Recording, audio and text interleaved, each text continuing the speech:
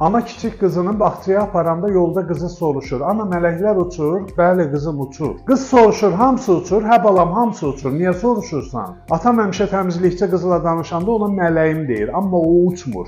Ana deyir, darıxma qızım, gedib indi ikisini də uçurdacam. Xəyanət möhkəm olduğuna inandığın körpünün qəfil dağılması kimidir. İnsan sevəndə öz varlığının bir hissəsini qarşı tərəfə əmanət edir. Onun gözlərində dəyərini, toxunuşunda yaşadığını, yanında isə mənasını hiss edir. Xəyanət bu mənanı dağıdır. Ona görə də xəyanət yalnız bir əlaqənin qopması deyil, mənliyə vurulan zərbədir. Xəyanəti ilk dəfə öyrənən insan bu vəziyyəti dərhal qəbul etməyə hazır olmur. Zehin gerçəyi inkar edərək özünü qorumağa çalışır. Bu mümkün deyil. O belə şey edə bilməz. Bəlkə də mən səhv başa düşmüşəm. Ancaq inkar yerini tədricən qəzəbə verir. Bu qəzəb gah xəyanət edənə, gah üçüncü şəxsə, gah da özünə yönəlir. O necə bunu mənə edə bildi? Haram olsun onu etdiklərim. Mən yatmışam fil qulağında. Dəyərsizlik inancı güclənir, insan özünü rədd edilmiş, lazımsız, əvəzlənmiş biri kimi hiss edir. Mənim nəyim əskikdir? Axı o niyə başqasını seçdi? İnsan münasibətlərdə sığınacaq axtarır. Sevgi həyatın xaosu içində bir dayaq nöqtəsi kimidir.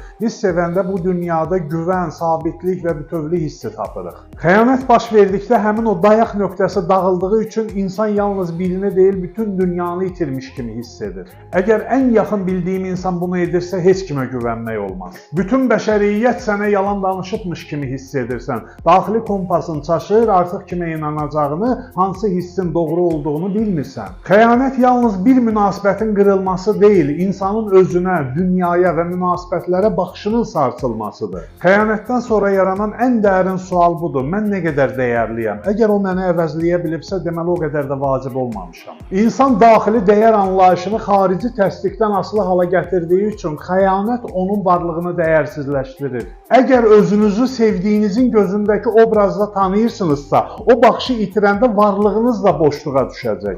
O məni seçmədisə, deməli mən seviləcək biri deyiləm. Bu düşüncələr başqasının gözündə itib getdiyini göstərir. Xəyanətdən sonra yaranan qısqanclıq və intiqam hissi insanı qarşı tərəfi cəzalandırmağa və özünü əvəzolunmaz etmək üçün çalışmağa vadar edir. Lakin bu cəhdlər özünə dönmək deyil, başqasının gözündə öz dəyərini bərpa etmək üçün edilən instinktiv davranışlardır. Xəyanət dağıdır, sarsıdır, boğur, amma həqiqi özünü tapmaq üçün səni başqasının kölgəsindən çıxmağa vadar edir. Xəyanətin niyə dəhşət verici ağrı yaratdığının fərqindəsiniz, deyilmi? Xəyanət travmalarının həlli xatirələrin neytrallaşdırılması, içindəki ağrıların boşaldılması və qorxuların təmizlənməsi ilə yekunlaşmır. Gələcəkdəki münasibətlərə təsir etməməsi və insanın mənəvi varlığının bərpası üçün dəyər ziddiyyətləri ortadan qalxmalı və münasibət inancları da dəyişilməlidir. Bəzən sənə unut, keçdi, yenidən başla deyirlər, amma sən bilirsən ki, bəzi şeylər sadəcə keçmir. Çünki sən sadəcə başqası ilə əvəz edilməmisən, həm də içindəki bir hissəni də itirmisən. Əgər o hissəni bərpa edə bilmirsənsə, əgər yenidən başlamaq sənə boşluqla barışmaq kimi gəlirsə, mən buradayam və bu dəfə fərqli olacaq. Ancaq unutma ki, səni tərk edən insan sənin dəyərini özü ilə aparmaz. Əgər sən onu ona verməmisənsə, fikirləriniz çox maraqlıdır.